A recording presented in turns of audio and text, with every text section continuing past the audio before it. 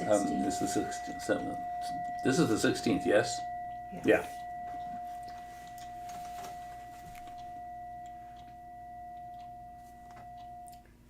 The reading from Emmett Fox is called God is Soul, and he's talking about this is the fifth aspect of God. And in the previous days, the other aspects of God are life, truth, love, intelligence, and then for today it is soul. The fifth main aspect of God is soul.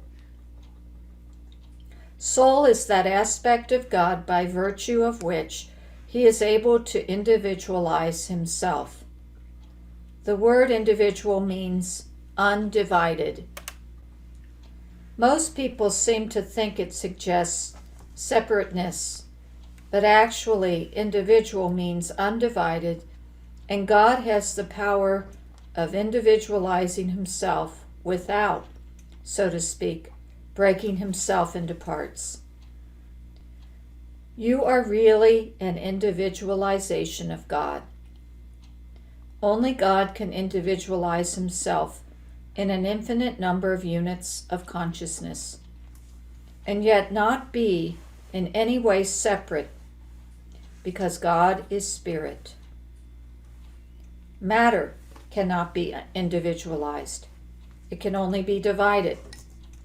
So your real self, the Christ within, the spiritual person, the I am, or the divine spark, as it is variously called, is an individualization of God. You are the presence of God at the point where you are. People may very well be compared to an electric light bulb. The electric current is present in all parts of the circuit, but it shines forth, or one might say figuratively, becomes self-conscious in the bulb. So the divine mind becomes self-conscious in you. It's a reading from Scripture, New Testament, John's Gospel, chapter 10, verse 34. And Jesus answered them, "Is it not written in your law, I said, that ye are gods?" When you are called upon to perform some task or undertake some responsibility that seems too great for you, realize that you are one with God, and the task will become our business instead of my business.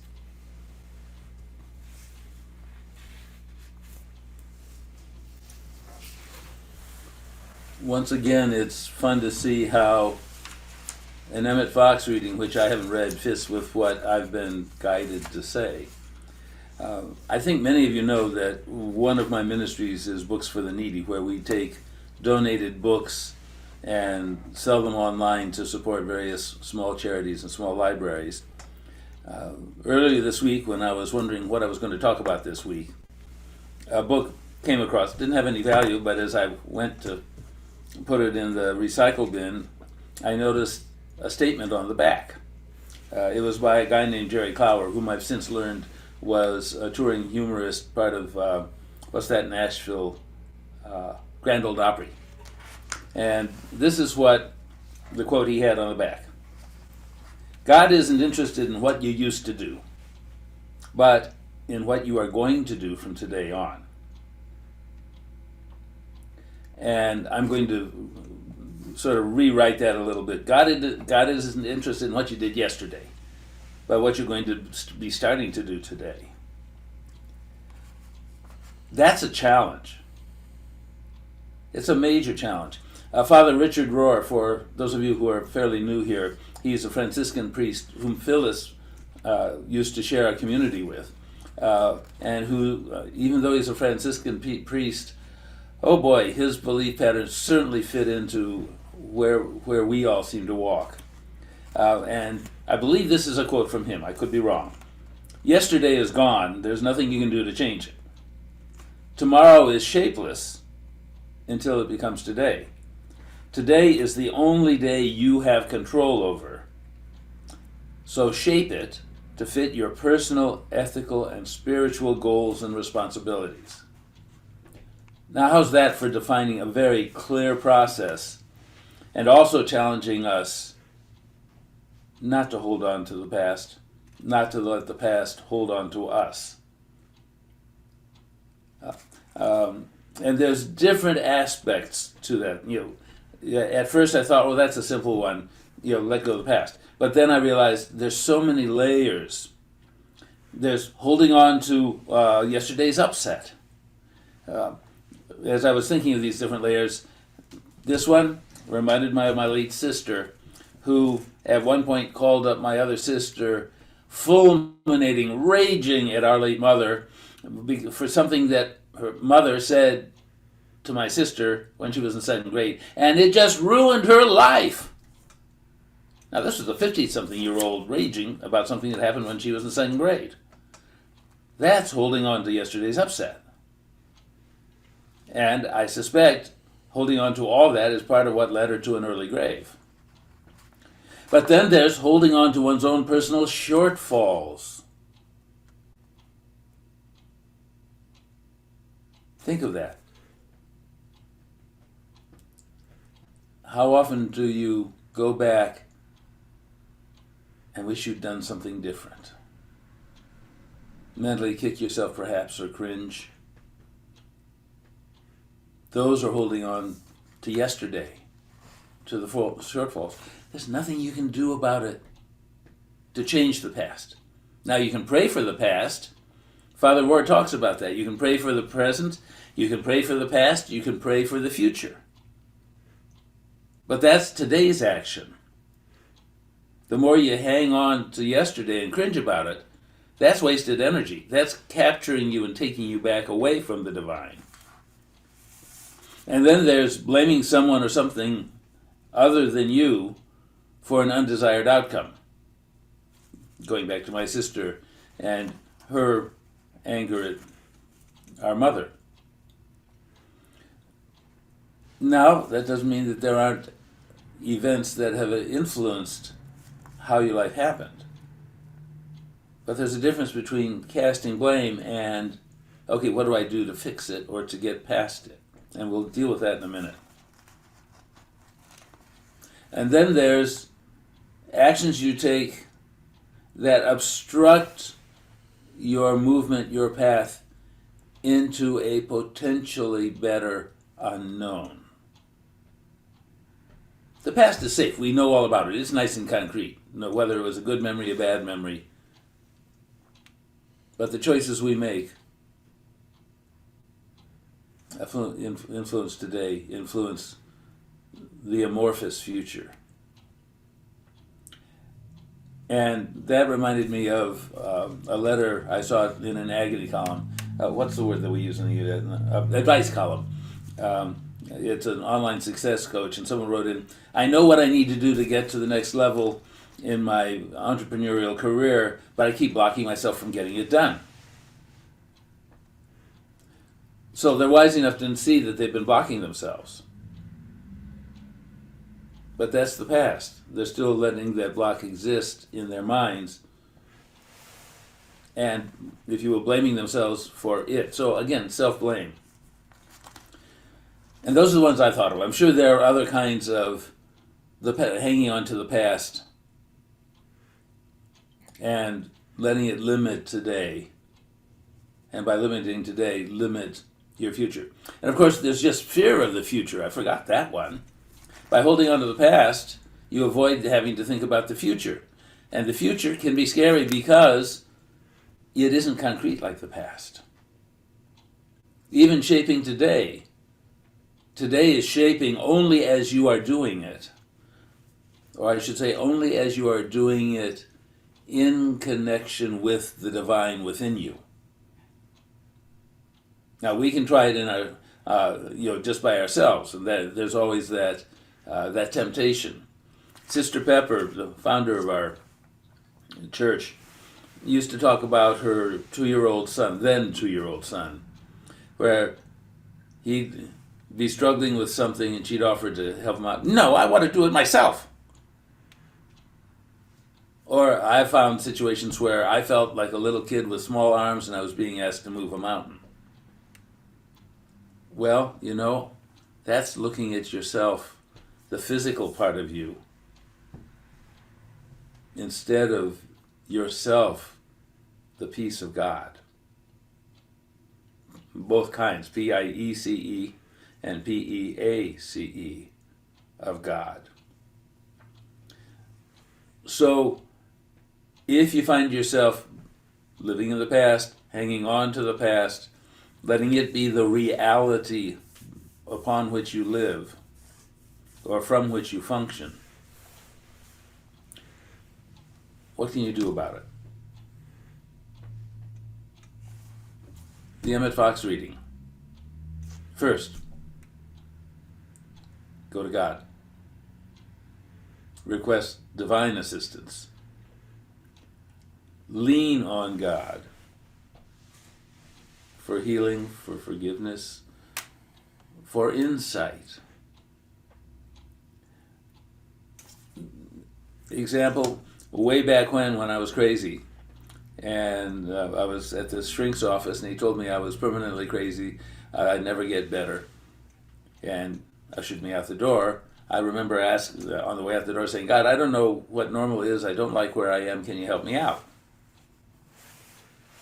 That was all I knew to do. And sure enough, over time, it didn't happen like this, but when each time I was ready for another step, another healer or form of healing would present itself in a way that I could take opportunities with. You don't have to have an answer to ask God for assistance or guidance. In fact, probably it's better you don't have an answer, because your answer tends to be limited by this cloth of flesh. So when you go to the divine, present the problem, you ask the question, and remember the divine is within your heart as well. And then keep walking. I've known so many people who weren't happy where they were, weren't sure about where they wanted to go or where to go. So they were standing there. It's pretty hard for the divine to guide your steps when you're standing still.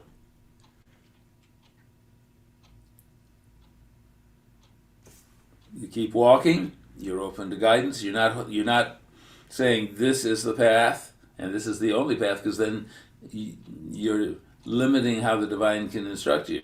You can say, well, I'm going to take another step this way because this is all I can see. And now I'm going to take another step. Oh, and then it sort of goes this way. And sometimes it goes like this, because the divine's logic and straight path looks awful crooked and up and down to us sometimes. So you lean on God, you place your request to the divine, and remember the divine has many pieces. There's the one big divine, there are the angels, there are the spirits, there are entities. If you walk in the shamanic side, there's shamanic animals to help you. And these are all part of this broader universe that, in our limited scope here, if we limit ourselves to what we can hold on to, we have trouble accessing. And so, as you keep walking, first of all, follow the adage that IBM used to talk about. Gather information best way you can. And when you've gathered as much as is reasonable, within a reasonable amount of time, you make the best decision for the next step. And then the next step.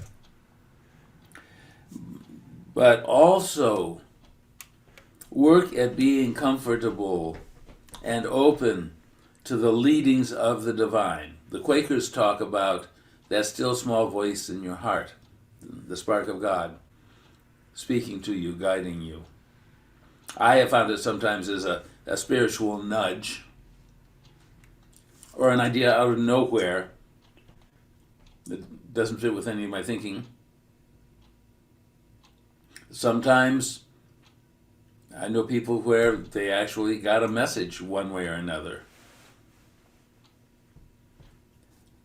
Be open to that sort of input. And then, in the here and now, don't hesitate to seek support, to seek assistance.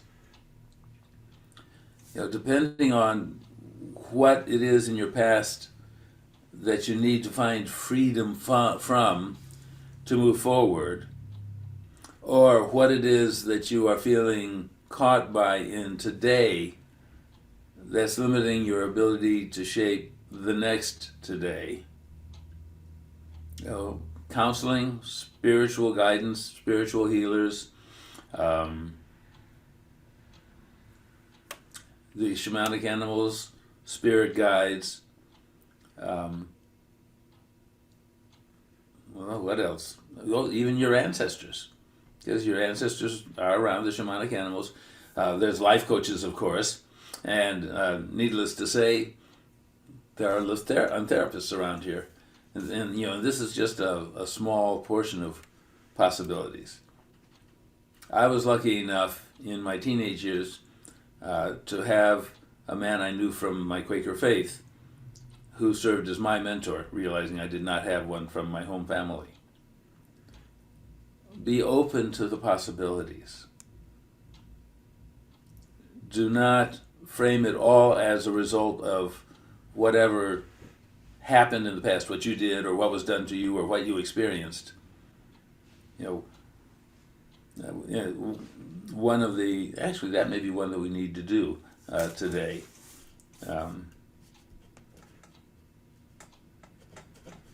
Okay, so this is the idea of where you can move forward to shape your todays better and without hindrance from your past. In AA, they talk about seeking to apologize to those whom you've injured in the past, assuming that it will not cause further harm for them. Well, you can do that long distance. But that's a today action. Because God isn't worried about this. He's supporting you in today. And so what I want to do is move on to 2 or 3 installs of belief sets from Lift that can help all of us today free ourselves a bit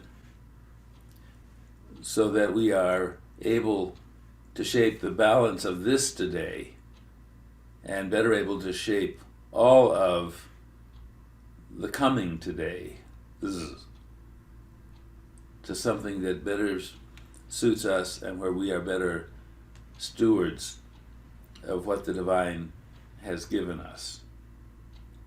So what I'm going to do is install some of these one at a time in the chat so that you can read them, and then we'll set it up and we'll say each of them. Now, the first one I don't even have here, so I can't, well, yeah, I can do it very quickly.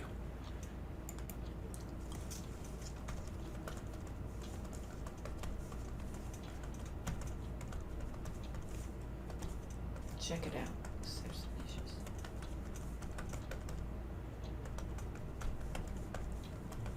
Okay, Phil says I see, I hit a couple of things I shouldn't have. Okay, so what I want you to do, I'm going to send this to you, is make sure you're on mute, because it'll be really confusing if everyone is being heard talking. So here are the words, if you're having trouble reading them on your screen. I leave the painful past behind and look forward to a happier future. Now what I want you all to do is wrap your arms around you one way or the other. And we're going to say this together. I'll lead it, but we're all going to say it out loud. A total of 6 times. So, are you ready? I leave the painful past behind and look forward to a happier future. I leave the painful past behind and look forward to a happier future. I leave the painful past behind and look forward to a happier future. I leave the painful past behind and look forward to a happier future. I leave the painful past behind and look forward to a happier future. One more time. I leave the painful past behind and look forward to a happier future. Okay, so now we're going to do the second part of what we do in lift. I want you to put your hands like this, blow this changed energy into your hand, and then breathe it back in, and then bring your arms around to gather lots of God energy and pull it into your heart. We're just going to do it once, okay? So that's the first one. And what we're doing is we are reshaping part of your internal software to help you more powerfully start reshaping your life the rest of today and the coming today. So now I'm going to pull another one up.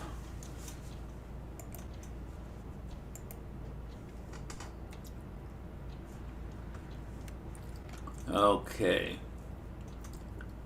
So I'm going to copy it and put it into the chat.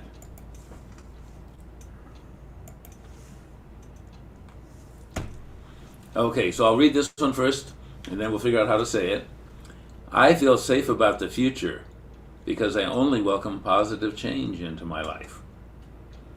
Now that should set us free from anything we're carrying forward from the past, expecting not so good stuff. So how are we going to do it? It's another self-hug, but this time we're only going to say it 4 times. So let's do it. I feel safe about my future because I only welcome positive change into my life. I feel safe about my future because I only welcome positive change into my life. I feel safe about my future because I only welcome positive change into my life. I feel safe about my future because I only welcome positive change into my life. Okay, once again, blow the changed energy. Breathe it in and then gather the God energy into your heart and do it one more time.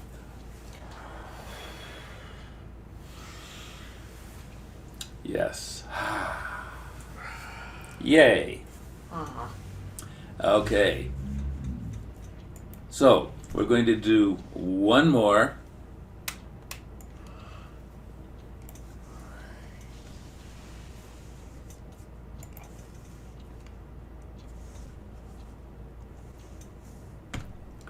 Okay, so these are the words.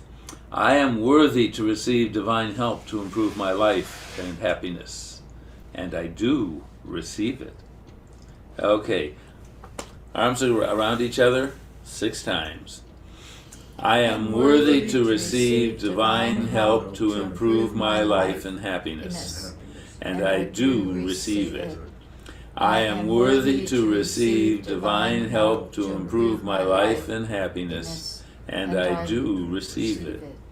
I am worthy to receive divine help to improve my life and happiness, and I do receive it. I am worthy to receive divine help to improve my life and happiness, and I do receive it. One more time. I am worthy to receive divine help and to improve my life and happiness, and I do receive it. Yay. Okay, so go ahead and blow the energy.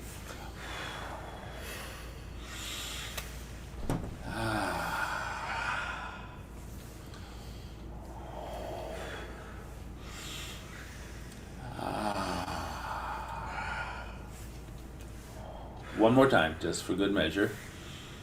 Yay. Okay. So, that should get us started on a good path for tomorrow.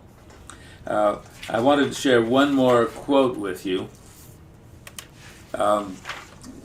because part of building our tomorrow is creating more successes for ourselves, our lives, not just in terms of physical, but spiritual, emotional, interpersonal. And Jerry Clower had another quote that we can expand upon. He was talking about occupations. He said, regardless of your occupation, whether you drive a truck, dig a dish, milk a cow, sweep a street, program a computer, teach or raise some children, if you're doing that job to the best of your ability, then you are successful. If you're not giving your honest best, then you aren't successful.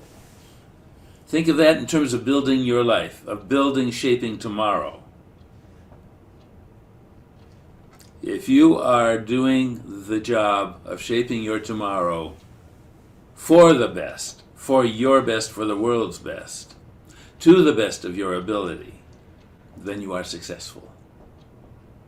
And then, when you look upon tomorrow as yesterday, even if you see something that you might have done differently, you were doing the best you could at that moment. And that's what's important. And then a final thought to use, you can use to anchor your present and your expectations from the future. And this is from somewhere in the Bible. The grass withers, the flower fades, but the word and guidance of the divine stands forever. You can hold on to that, even in the toughest of times. The word and power of the divine stands forever with you, with me, with every one of us. We thank you for providing the means for this ministry. We thank you for caring for this church, for guiding us, for helping us to be a part of your service to this world, for letting us help you work to make this world a better, happier, more loving, more prosperous place. We thank you for watching over us, protecting us, guiding us as we depart from here, and guiding our feet back here again as soon as possible so we can once again share a Friday night with love, with joy, and with learning. Sunday night. Sunday night? What did I say? Friday night? Oh, did I say Friday night? Yeah. Oops, Sunday night. And we thank you for keeping us in touch spiritually with links all day, every day, so we support each other. We say thank you, dear God. Thank you, and amen.